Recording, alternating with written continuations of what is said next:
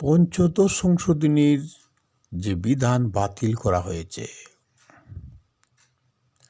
সূত্র Ittefaq digital report প্রকাশ 17 December 2024 15:46। 2011 সালে আওয়ামী লীগ নেতৃত্বাধীন সরকারের সময় সংবিধানের পঞ্চদশ সংশোধনীতে অন্তত 54 বিষয়ে পরিবর্তন আনা হয়েছিল। গত 5 আগস্ট সরকার পরিবর্তনের পর বৈধতা চ্যালেঞ্জ করে হাইকোর্টে 2টি রিট করা হয়।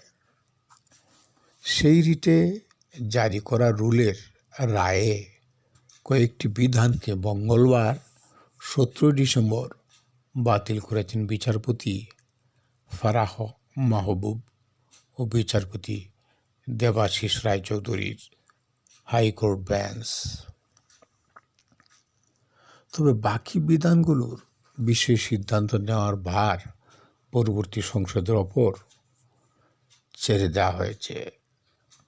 সংসদ আইন অনুসারে জনগণের মতামত নিয়ে বিধানগুলো সংশোধন, পরিমার্জন ও পরিবর্তন করতে পারবে।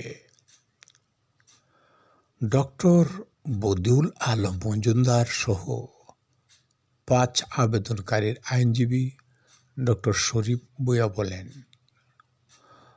তত্ত্বাবধায়ক সরকার ব্যবস্থা বাতিল করার বিধান বাতিল হলো। সংবিধান বাতিল, স্থগিতকরণ এবং সংবিধানের মৌলিক বিধানাবলী সংশোধন অযোগ্য সংক্রান্ত 7 ক এবং 7 খ বাতিল হলো। মৌলিক অধিকার বাস্তবায়নের বিধান নিয়ে হাইকোর্টের ক্ষমতা কমানো বিষয়ক 44(2) বাতিল করা হলো। এছাড়া 142 অনুচ্ছেদে গণভোটের বিধান বাতিল করা হয়েছে। ফলে সংবিধানের প্রস্তাবনা ও কিছু অনুচ্ছেদ সংশোধনে আজকে রায়ে গণভোটের বিধান ফিরে আসছে। রায়টিকে ঐতিহাসিক রায় বলে এই আইনজীবী বলেন, 7 ক এবং খ, 44(2) ও 142 অনুচ্ছেদ বিষয় আজকের রায়ের ফলে বাস্তবায়িত হয়ে গেল। তবে সংসদের মাধ্যমে যে তত্ত্বাবধায়ক সরকার ব্যবস্থা বাতিল হলো, সেটার প্রতিবন্ধকতা আজকে পার হলাম। তবে বিচারপতি খায়রুল হকের নেতৃত্বে যে রায় তত্ত্বাবধায়ক অবৈধ, সেটার পুনর্বিবেচনা পরবর্তীতে হতে হবে।